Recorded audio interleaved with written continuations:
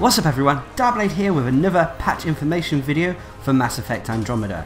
Now this is again tied to patch 1.08, however this is going over the combat balance changes that came with the patch. Now these are mostly focusing on multiplayer balance changes as that's where most of the combat changes are, but some of these also apply for the single player. These combat balance changes were listed in a separate article and not included in the patch notes for patch 1.08. So we'll quickly go over them, see what has changed, what is made better and what has been made worse. Now at the time of releasing this video the patch still hasn't gone live, however I anticipate it going live this Thursday in time for the next Apex mission, which potentially could be a new Firebase map. We'll have to wait and see. However, first going over the highlights. BioWare have been fiddling around with weapon bloom and accuracy. They have increased the maximum reticle size for automatic weapons and decreased the speed at which it reaches that maximum size. And on the whole, BioWare have improved the accuracy for weapons across the board.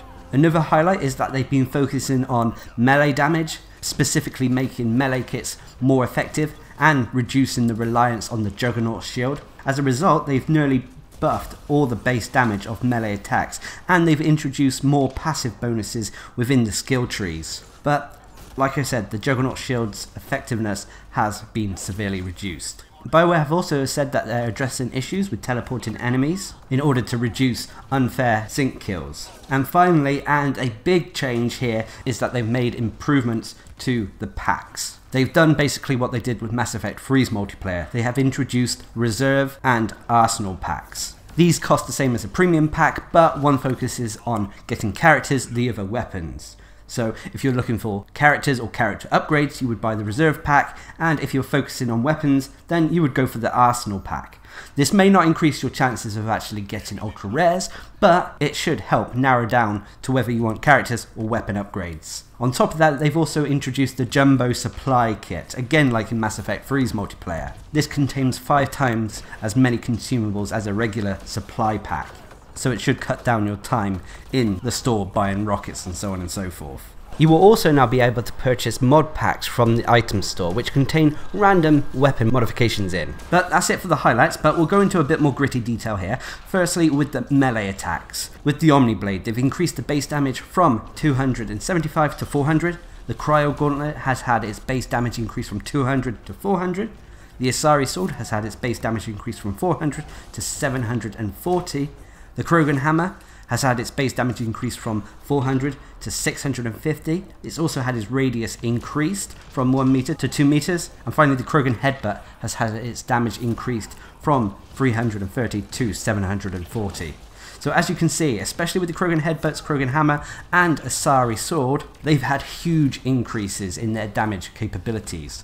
But most of the Krogan characters and the Asari Duelist, their unique abilities seem to be focused around melee attacks, allowing them to use effective melee builds no matter the difficulty. Next, moving on to powers. Firstly, with the Solarian Infiltrator, the Offensive Tech Rank 6 Technical Synergy upgrade will now trigger for all 3 powers, not just Energy Drain. Next, with Energy Drain, they've decreased Rank 6 Shield Restored bonus from 30% to just 25%.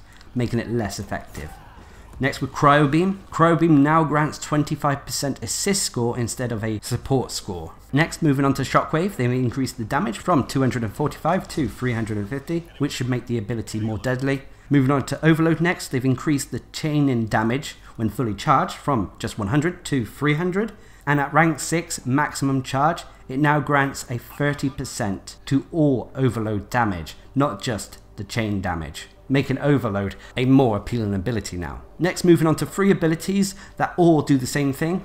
Basically, the damage from the frag grenades, sticky grenades and trip mines now all bypass enemy shield gates, allowing you to deal with shielded targets easier. Now we're moving on to combos or power combos. They've increased the tech combo base damage from 225 to 257 on bronze, 350 to 400 on silver, and 432 to 449 on gold.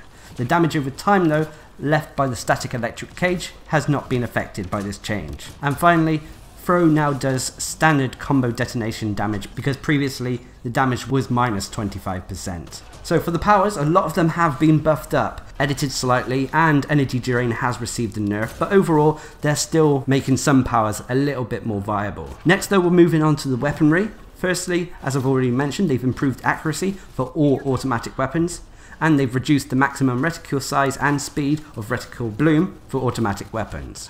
But moving on to the assault rifles.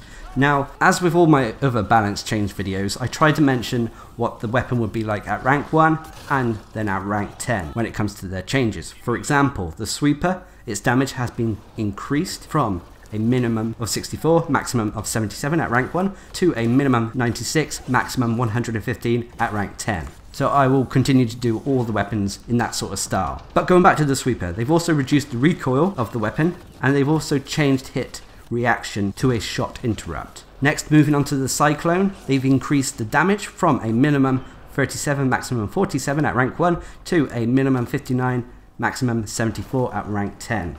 However, the changes to the sweeper and the cyclone were made on the 19th of May during a server-side update. Next, moving on to the Avenger S, the damage has been increased from a minimum 55, maximum 66 to a minimum 66, maximum 79 at rank 10.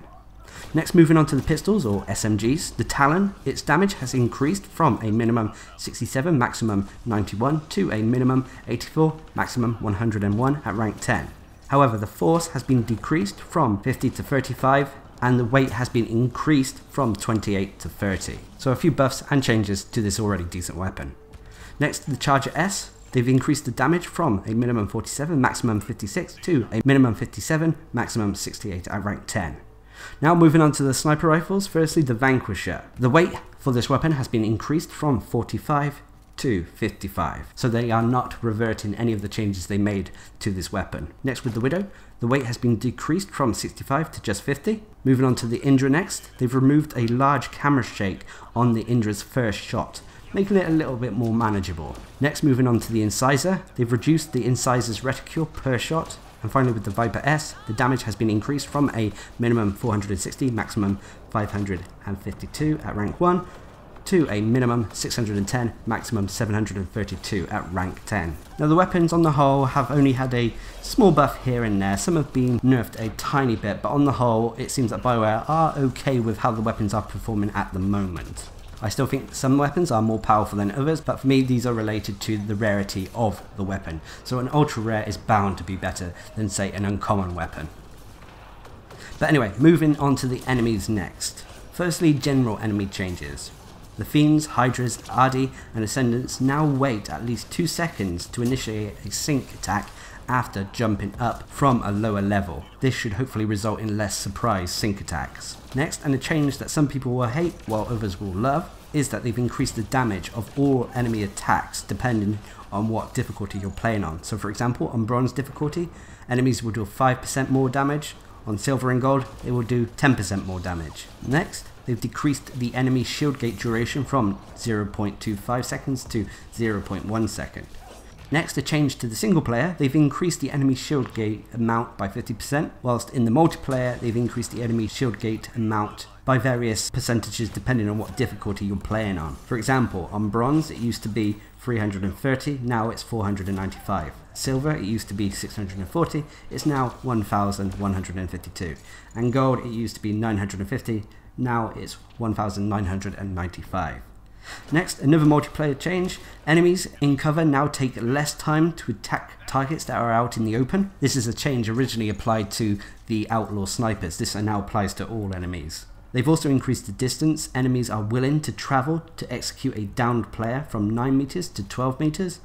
And they've reduced the distance from which downed players can now be executed. To be honest though, there's rarely good reasons to let an enemy execute you, as most of the time you do have revive packs that you can use on yourself to get you up. So if you do notice an enemy moving towards you, unless you're playing on the harder difficulties and you know it's a lost cause, or you're out of supplies, there's little reason to allow an enemy to just simply execute you. But next, moving on to specific factions. Firstly, with the Ket. The first change is that they've slowed the wind up for the Fiend and Ascendants sync attacks by 20%, and the Fiend no longer sprints when within 10 meters of a target and will decrease to base speed instead. I mentioned that in the previous patch information video. Next, with the Remnant, they've increased the assembler's weapon damage by 10%. They've also changed the assembler's firing pattern from 4 to 8 shots to 4 to 9 shots per salvo. The next change comes to the Destroyer. The damage spike at the end of the Destroyer's damage field now ignores players' health gates. And finally, the Observers now have a short charge up time before actually attacking a player. And finally, with the Outlaws, firstly, they've changed the Pariah. They no longer have armoured health bars. Instead, it's been changed to health and shields, so they have a blue and red health bar. And finally, the Hydra's sync attack wind up is 20% faster and kills the target if successful, making this enemy, if this does go through, potentially more dangerous. So there we have it for the balance changes. Quite a few nice ones there. If I am honest, I'm personally really happy with the changes that they have made to the Reserve and Arsenal packs. This should make, hopefully, collecting all the characters and weapons a little bit less painful. I'm personally glad to see that the enemies have been made a little bit tougher. However, to be honest, I personally would have liked to have just seen a harder difficulty implemented in Platinum difficulty rather than making Gold, Silver and Bronze a little bit more tougher. But anyway, what do you guys feel about the combat balance changes with patch 1.8? Leave a comment down below. And until next time, I've been Darcblade, bringing you an information video regarding the combat balance changes that came along patch 1.08 of Mass Effect Andromeda. Hope you enjoyed the video, thanks for watching, subscribe and like for more.